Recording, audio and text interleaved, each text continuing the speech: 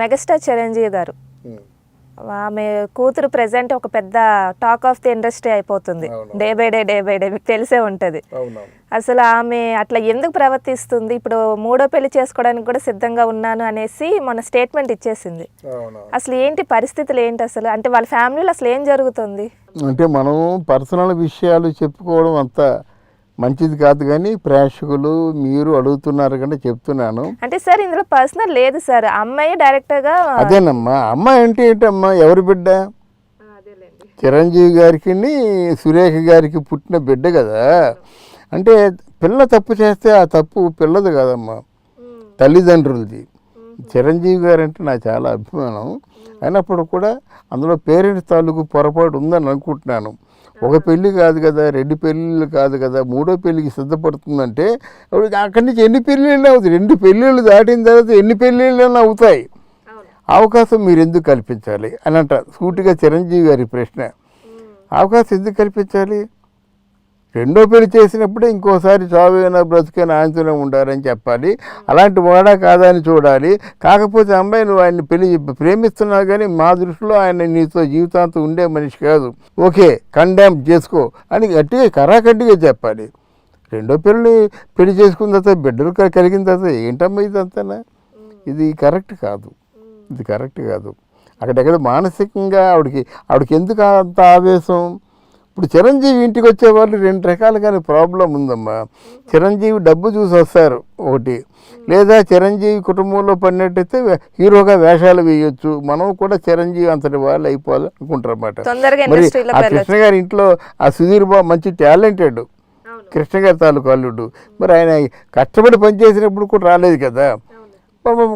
భార్య బిడ్డలతో చాలా బాగా చక్కగా కాపురం చేసుకుంటాడు. కానీ కృష్ణ గారి మన చిరంజీవి గారి ఇంటికి వచ్చేవాళ్ళు కేవలం డబ్బు కోసం, పేరు కోసం, సినిమాలో నటించడం కోసం వస్తున్నారు. వాళ్ళని మిస్యూజ్ చేసుకుంటున్నారు.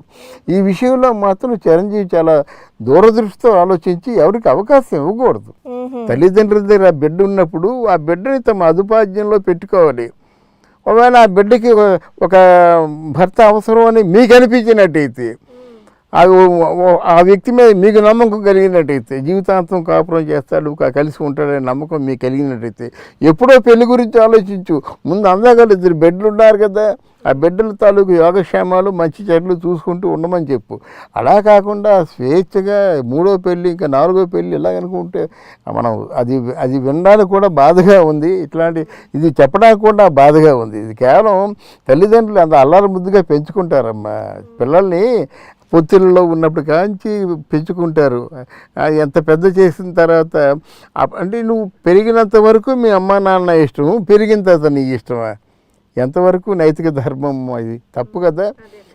తల్లి తండ్రి కలిసి ఇంత గారాభంగా చూసుకున్న తర్వాత ఆ రోజు తల్లి తండ్రి ఏమవుతారో తలెత్తుకొని తిరగొద్దు. సంఘంలో పేరు ప్రతిష్టలు ఏమవుతాయి ఎన్ని ఆలోచించొద్దు. ఆలోచించకండి నీ ఇష్టం వచ్చినట్టు నువ్వు చెలరేగిపోతున్నట్టయితే ఎంతవరకు అది కరెక్టు? ఒకసారి గుండె మీద చేసుకుని ఆలోచించండి. ఆ శ్రీజాగా చెప్తున్నాను ఈ విషయాలు. అందువల్ల అది కరెక్ట్ కాదు. ఆయన ఎన్నిసార్లు మంచి జెంటల్మెన్, చాలా మంచి మనిషి, అందరూ కావాలనుకునే మనిషి, మంచి మనిషి, ఇండస్ట్రీకి ఎంత ఆపద్బాంధవుల్లాగా ఉండే మనిషి. ఆయన ఇప్పుడు ఇట్లాంటి మాటలు విన్నప్పుడు ఆయన ఎంత ఫీల్ అవుతాడు? అంటే ఇప్పుడు ఇలాంటి నిర్ణయాలు తీసుకున్నప్పుడు ఇప్పుడు పవన్ కళ్యాణ్ గారు కానీ లేకపోతే నాగబాబు గారు కానీ, అంటే వాళ్ళ ఫ్యామిలీ జాయింట్ ఫ్యామిలీ అంటారు కొంతమంది. అంటే ఎందుకు అసలు? అంటే ఎవరేం చేస్తారమ్మా, వాళ్ళ ఫ్యామిలీ అంటే ఎవరేం చేస్తారు? ఇప్పుడు చేతులారా పెంచుకున్న బిడ్డని ఒక చెంపదెబ్బ కొడతారు, అంతకంటే చావు దెబ్బలు కొట్టలేరు కదా. ఆ అమ్మాయి ఏం చేస్తుంది? మానసికంగా తల్లిదండ్రుల మీద చావు దెబ్బ కొడుతుంది. తండ్రి తల్లి కలిసి చెంపదెబ్బ కొట్టవచ్చు, కానీ ఆ అమ్మాయి చావు దెబ్బ కొడుతుంది. అమ్మాయి నాగబాబు కానీ పవన్ కళ్యాణ్ కొంచెం ఆయనకి ఆవేశం ఎక్కువ అనుకోండి, కానీ ఇది కేవలం అది ఆలోచించుకొని తల్లిదండ్రులకి తలవంపులు లేకుండా ప్రవర్తించవలసిన బాధ్యత తన మీద ఉంది. అంటే అమ్మాయి వినే తత్వం కాదు అని అంటున్నారా? అంటే ఎవరు చెప్పినా వినదు అన్నట్టుగా. మరి ఎవరు చెప్పినా వినకపోతే మరి ఆవిడ కర్మాన్ని విడిచిపెట్టేయాలి అంతే, అంతకన్నా మనం చేసేది ఏముంటుంది? అంటే సార్ ఇప్పుడు ఈ డివోర్స్ కాలం అనేది ఎక్కువ నడుస్తుంది. అంటే ఇప్పుడు నాగ చైతన్య, సమంత ఇప్పుడు ఏంటంటే ఒక ట్రెండ్ అయిపోయింది, నెట్లోన పెట్టడము విడిపోవడం, నెట్లో పెట్టడం విడిపోవడం. సో ఇప్పుడు నాగ చైతన్య, సమంత నుంచి మొదలైంది అనమాట ఈ ట్రెండ్ అనేది. అంటే అసలు ఎందుకు ఈ ట్రెండ్ అనేది ఎందుకు ఫాలో అవుతున్నారు? మెయిన్ సెలబ్రిటీలు ఎందుకు ఫాలో అవుతున్నారు? అంటే ఆవేశం ఏంటంటే అర్థం చేసుకుపోవడం, క్షణిక ఆవేశంలో నిర్ణయాలు తీసుకొని పెళ్లి చేసుకోవడం, పెళ్లి చేసుకున్న తర్వాత వీళ్ళు గాయపడిన దాన్ని తట్టుకోలేక ఇంకా దూరంగా వెళ్ళిపోవాలి, డివోర్స్ తీసుకోవాలి, లేకపోతే కలిసి ఉండలేరు అన్నమాట. ఇవన్నీ ఎమోషనల్గానే వాళ్ళ ఒక్క క్షణం ఆలోచించి ఇలా చేయరు కదా. ఇప్పుడు సమంత చైతన్య ఎంత ప్రెట్టి కపుల్ అది, అట్లాంటి వాళ్ళు కావాలని కోరుకున్నారు. నేను చెప్పాను మీ ఇద్దరు కలిసి ఉండండి చెప్పాను నేను. అంటే ఏమిటి, అంత మంచి కపులు అంత ఆవేశపడ్డంలో తప్పులేదు కదా. తప్పు అది ఎంత కష్టమైన అది ఎంత చెడ్డ గుణం అది. అంత మంచి మనిషికి అట్లాంటి ఆలోచన రాకూడదు కదా. పోనీ చైతు ఏమన్నా తక్కువ తిన్నాడా? చైతు నేనంటే నేను అనుకున్నారు, దూరం అయిపోయారు. ఇప్పుడు నలుగురి చులకన అయిపోయారు కదా. ఇంకా విడాకులు అవ్వలేదు అనుకోండి, ఇప్పటికైనా కలిసి ఉంటే మంచిది కదా. వాళ్ళు ఆల్రెడీ కలుస్తారు అనుకున్నారు కానీ ఇంకా కలవరని ఏమో కలవచ్చు కూడా. నేనంటే మొదటి నుంచి ఒకటే మాట చెప్తున్నాను. ఇప్పుడు నాగ చైతన్య లాంటి భర్త సమంతకి రాడు, సమంత లాంటి భార్య నాగ చైతన్య రాదు. వాళ్ళిద్దరు కలిసి ఉండడం మంచిది.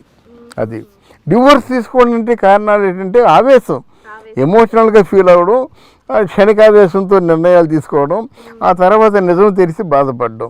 అంటే సరే సార్, ఇప్పుడు వీళ్ళంటే ఏదో కొన్ని సంవత్సరాలు కాపురం చేశారు, కొన్ని క్షణికావేశాల్లో విడిపోయారని అంటున్నారు కదా.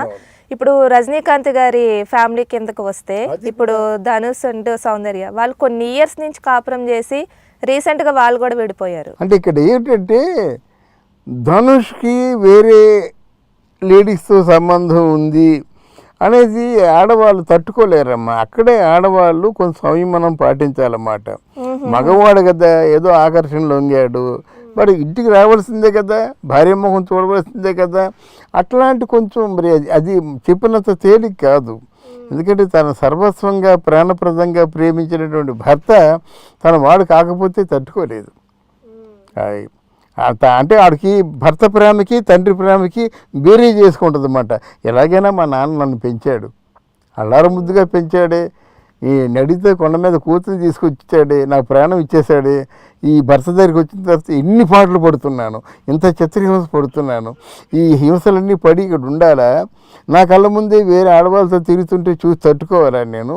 ఈ జీవితం నాకు అవసరమా అనే ప్రశ్న వేసుకుంటుంది.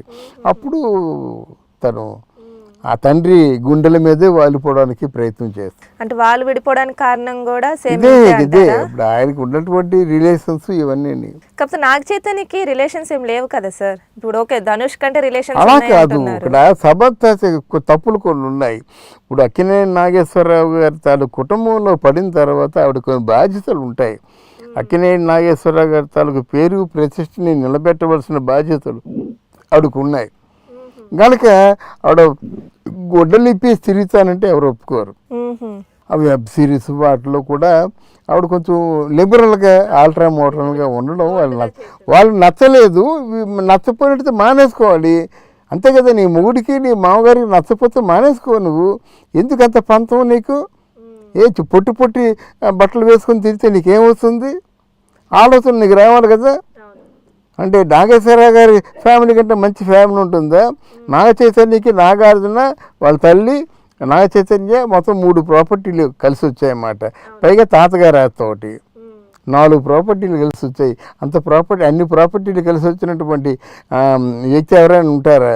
హాయిగా అంత కాపురం చేసుకోవచ్చు కదా. నువ్వు సినిమాలో యాక్ట్ చేయు, ఒక లేడీ ఓరియంటెడ్ సినిమాలో యాక్ట్ చేసే అంత గొప్పతనం నీకు ఉంది.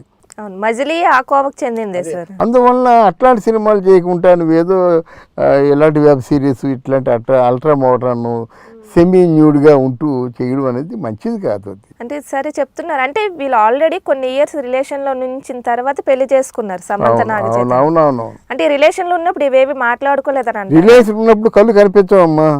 ప్రపంచం అంతా సమంత కనిపిస్తుంది, ప్రపంచం అంతా చైతన్య కనిపిస్తాడు.